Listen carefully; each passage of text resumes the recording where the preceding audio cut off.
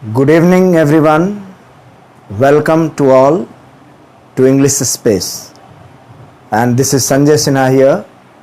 Dear students, आज का ये जो सेशन है, इस सेशन में जो क्वेश्चंस बच गए थे, कॉमन एरर्स के जो क्वेश्चंस थे, जो रिमेनिंग क्वेश्चंस थे, आज इस सेशन में हम लोग उस पर डिस्कशन करेंगे और मैं वन बाय वन सारे क्वेश्चंस को एक्सप्लेन करूंगा, क्योंकि हमारा मोटो है आपका प्रोग्रेस।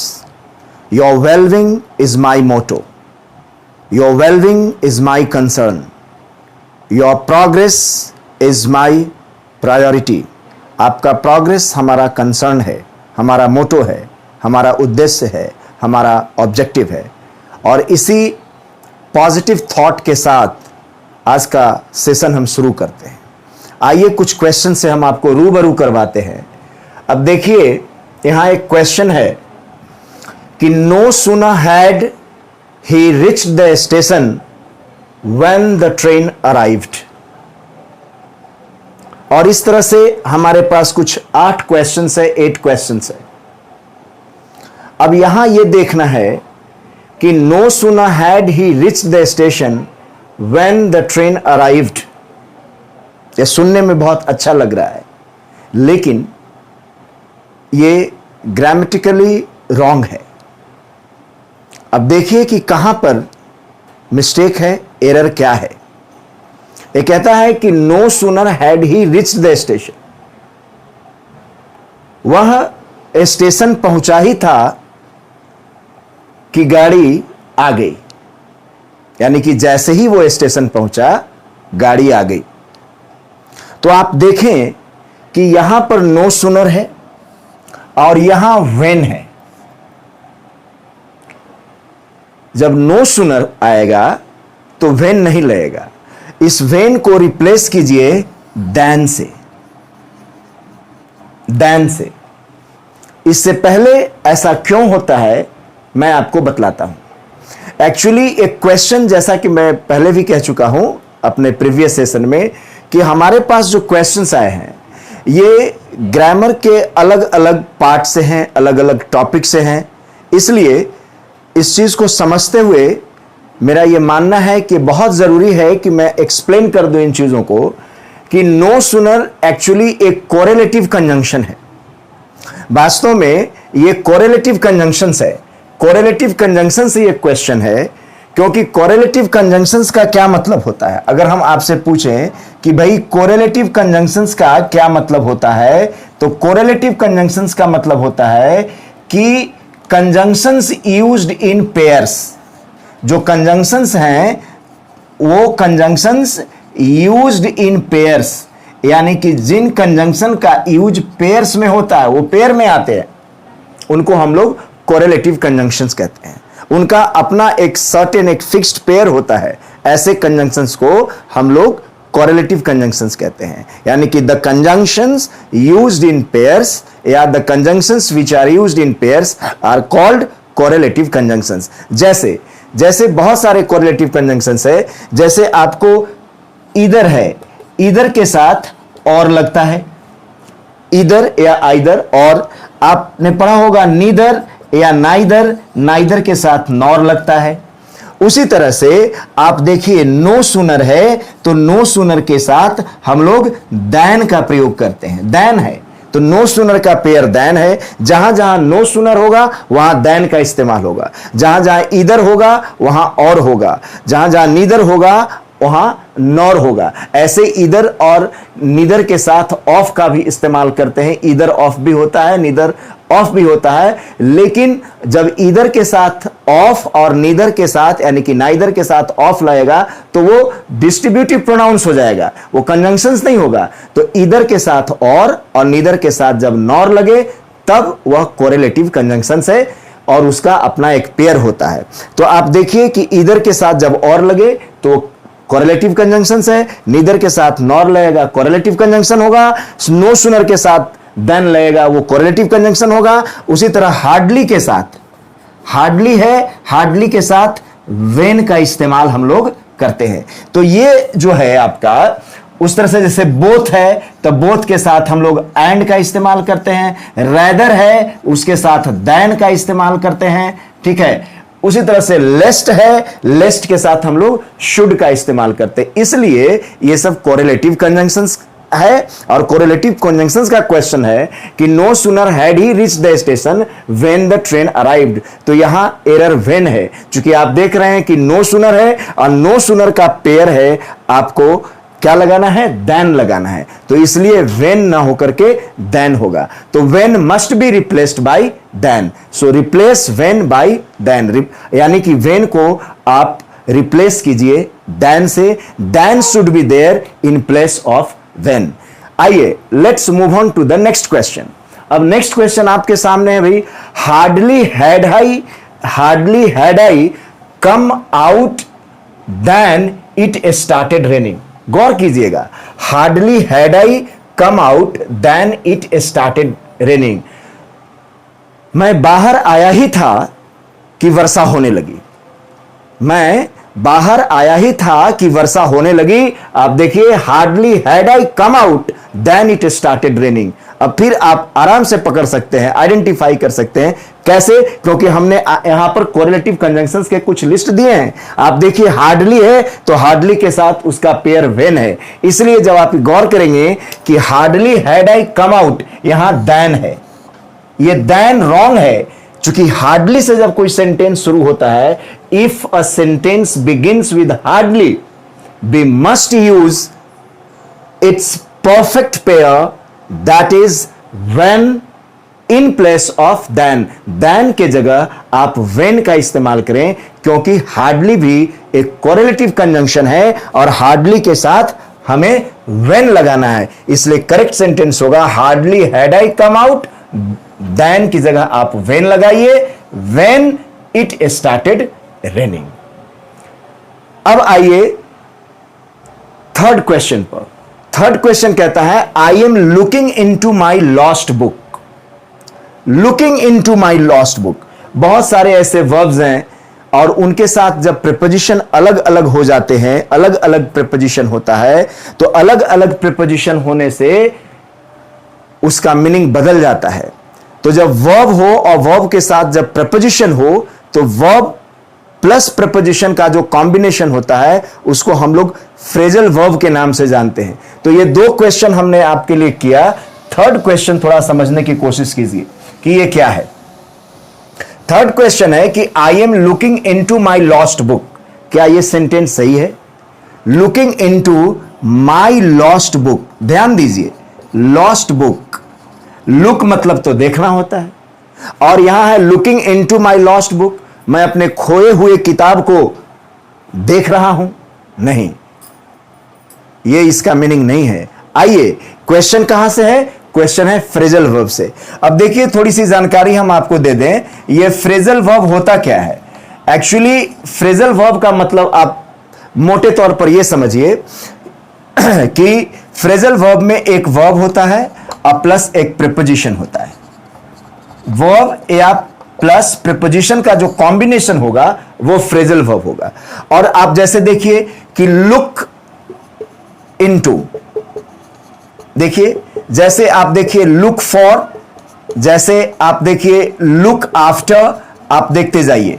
अब आप देखिए कि यहां पर वर्ब एक है, look into, look for, look after, और तीनों वर्ब्स के साथ प्रीपोजिशंस अलग अलग है। तो जब तीनों वर्ब्स के साथ प्रीपोजिशन वर्ब एक है और प्रीपोजिशंस डिफरेंट है, मीनिंग भी डिफरेंट हो जाएगा, और इसको ही हम लोग कहेंगे कि ये भाई फ्रेजल वर्ब है। यानी कि लुक इनटू भी फ्रेजल वर्ब है, क्योंकि वर्ब लुक है और प्रीपोजिशन इनटू है, ये फ्रेजल वर्ब हो गया। दूसरा लुक है, फॉर है, लुक वर्ब है और फॉर प्रपोजिशन है, यह भी एक फ्रेजल वर्ब है। फिर आप देखिए लुक आफ्टर, लुक एक वर्ब है और आफ्टर एक प्रपोजिशन है, यह भी फ्रेजल वर्ब हुआ। ये सब फ्रेजल वर्ब्स हैं, वर्ब सेम है और प्रपोजिशन अलग है, इसलिए इसका मीनिंग भी डिफरेंट होगा, इसका मीनिंग भी अलग होगा। अब आइए जानते हैं क्या मीनिंग है। लुक इनटू का मतलब होता है टू इन्वेस्टिगेट करना, यानी किसी चीज का जांच पड़ताल जब हम लोग करते हैं उसको हम लोग कहते हैं कि भाई ये लुक इनटू हो रहा है। लुक इनटू का मतलब क्या हुआ, यहां लुक इनटू है, लुक इनटू का मतलब हुआ टू इन्वेस्टिगेट, जांच पड़ताल करना, जांच पड़ताल करना, टू इन्वेस्टिगेट, ये लुक इनटू का मतलब हुआ जांच पड़ताल करना। लुक फॉर का मतलब होता है टू सर्च, खोजना, किसी चीज को खोजना। और लुक आफ्टर का मतलब होता है टू टेक केयर, यानी देखभाल करना। अब आप आसानी से इसका मीनिंग पता लगा सकते हैं। लुक इनटू यानी इन्वेस्टिगेट करना। अब देखिए, आई am looking into my lost book, मेरी किताब खो गई है तो मैं क्या उस किताब में देखूंगा? मेरी किताब खो गई है तो जाहिर सी बात है कि मैं अपने किताब की खोज करूंगा, मैं उसे ढूंढूंगा। यानी कि यहां पर लुक इनटू गलत यूज है, क्या होना चाहिए? आई am looking for my lost book. तो लुक फॉर का मतलब आप देखिए फ्रेजल वर्ब है, इसका मतलब होता है सर्च करना यानी खोजना। तब यहां पर आप आइए, होगा I am looking for my lost book, I am looking for my lost book, मैं अपने खोए हुए किताब को खोज रहा हूं। अगर कोई जॉब की खोज में है, if someone is in search of job, तब वो कहेगा कि भाई what are you doing this days, आप इन दिनों क्या कर रहे हो? और वो कहेगा कि भाई आई am looking for a job, मैं एक जॉब की खोज कर रहा हूं, मैं एक जॉब खोज रहा हूं। तो लुक फॉर एक फ्रेजल वर्ब है जिसका मतलब टू सर्च है, इसलिए I am looking into my lost book की जगह होगा I am looking for my lost book. अब दूसरे क्वेश्चन पर आइए, please look after this matter as soon as possible, जितना जल्दी हो सके इस मैटर की देखभाल कीजिए। अब देखिए, देखभाल करना लुक आफ्टर है, लुक आफ्टर का मतलब होता है टू टेक केयर, हम देखभाल करना। इस मैटर का, इस मामले का क्या मैं देखभाल करूं भाई? नहीं, वो कहना यह चाह रहा है कि आप जितना जल्दी हो सके इस मामले की जांच कीजिए। और जांच करने के लिए लुक आफ्टर का प्रयोग नहीं होता है। आप यहां देखिए, लुक आफ्टर का मतलब होता है टू टेक केयर, और जांच करने के लिए जो फ्रेजल वर्ब आया है वो है लुक इनटू, इसलिए यहां पर लुक आफ्टर की जगह हो जाएगा लुक इनटू, यानी कि करेक्ट सेंटेंस होगा कि please look into this matter as soon as possible. Please look into, यहां पर हम लोग लुक आफ्टर की जगह लुक इनटू का इस्तेमाल करेंगे, क्योंकि लुक इनटू का मतलब होता है, ये जो फ्रेजल वर्ब है इसका मतलब होता है, लुक इनटू का मतलब हो गया टू इन्वेस्टिगेट करना यानी जांच पड़ताल करना। तो करेक्ट सेंटेंस होगा please look into this matter as soon as possible. जैसे the CBI is looking into this case, CBI is looking into this case, CBI इस केस का इन्वेस्टिगेशन कर रही है, सीबीआई इस केस की जांच पड़ताल कर रही है। तो लुक इनटू का इस्तेमाल होगा। तो लुक इनटू एक फ्रेजल वर्ब है जिसका मतलब होता है जांच पड़ताल करना। आगे बढ़िए, अब क्वेश्चन नंबर 5 पर आइए। He has to look for his old parents, उसे अपने ओल्ड पेरेंट्स का देखभाल करना होता है, या उसे अपने ओल्ड पेरेंट्स, उसे अपने बूढ़े मां बाप का देखभाल करना है, उनका केयर करना है। अब बताइए, लुक फॉर मतलब तो खोजना होता है, आप यहां देखिए लुक फॉर का मतलब सर्च नहीं, तब क्या होगा जब देखभाल करने के लिए होगा तो यहां लुक फॉर नहीं होगा, लुक फॉर के जगह यहां पर हम लोग करेंगे कि he has to look after, look for की जगह हम लोग यहां पर लुक आफ्टर का इस्तेमाल करेंगे। तो करेक्ट सेंटेंस होगा he has to look after his old parents, I have to look after my children, मुझे अपने बच्चों की देखभाल करनी है। She has to look after her children, उसे अपने बच्चों की देखभाल करनी है। We must look after our old parents, हमें अपने बूढ़े मां बाप की देखभाल करनी चाहिए। ऐसे तो लुक आफ्टर का मतलब होता है टेक केयर ऑफ, देखभाल करना, इसलिए ये फ्रेजल वर्ब्स है। अब आगे चलिए क्वेश्चन नंबर 6 पर। He writes with a pen, he writes with a pen, देखिए ये सेंटेंस सही है, ये करेक्ट है। He writes with a pen correct है। जब हम किसी मीडियम के सहारे, किसी इंस्ट्रूमेंट के सहारे कोई हम काम करते हैं, अभी देखिए हमारे हाथ में एक मार्कर है और इस मार्कर से हम बोर्ड पर लिखेंगे, तो लिखने का जो साधन है, जो मीन्स है, जो इंस्ट्रूमेंट है, जो टूल है, वो है एक मार्कर या वो एक पेन है। तो जैसे आप मार्कर का यूज करके, पेन का यूज करके कोई काम करते हैं तो मार्कर को आप एज ए मीडियम यूज कर रहे हैं, एक साधन के रूप में यूज कर रहे हैं, तब वहां पर विद का इस्तेमाल कीजिए। जैसे बहुत सिंपल सा एग्जांपल है, जैसे we see with our eyes, हम लोग अपनी आंख से देखते हैं, वहां पर हम लोग प्रीपोजिशन विद लगाते हैं। We hear with our ears, हम लोग अपने कान से सुनते हैं, तो सुनने का जो साधन है वो है कान। तो कान जो है, हमारे जो ईयर्स हैं, उनको हम एज ए मीडियम, है ना, हम as a medium, as a साधन, एक माध्यम के रूप में यूज कर रहे हैं, इसलिए वहां विद लगा रहे हैं। इसलिए she writes with a pen, वह कलम से लिखती है, ये सही है। जैसे we chop vegetables with a knife, we chop vegetables with a knife, हम लोग नाइफ से सब्जी काटते हैं, वहां सब्जी काटने का साधन नाइफ है, इसलिए विद का इस्तेमाल हुआ है, वो सेंटेंस करेक्ट है। अब आगे आइए 7 में।